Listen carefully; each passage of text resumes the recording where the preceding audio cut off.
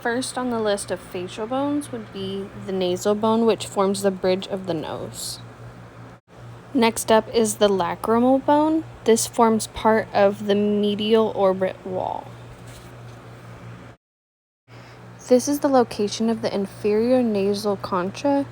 This forms part of the lateral walls of the nasal cavity. This is the maxilla, which forms the upper jaw and parts of the hard palate, orbits, and nasal cavity walls. Next is the mandible. This forms the lower jaw. This is the zygomatic bone. This bone forms the cheek and part of the orbit.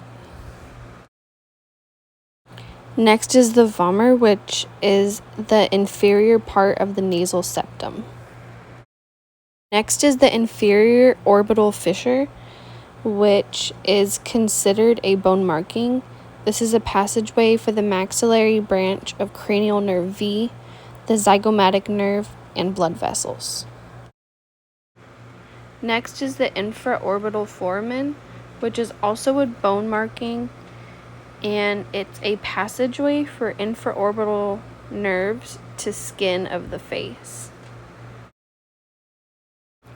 The last bone marking that I've presented is the mental foramen, which is a passageway for the inferior alveolar nerves. Next is the palatine bone, which forms the anterior part of the hard palate.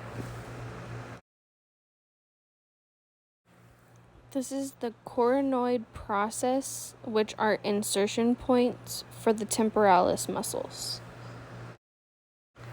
Next is the mandibular notch, which separates the choroid and the condylar process.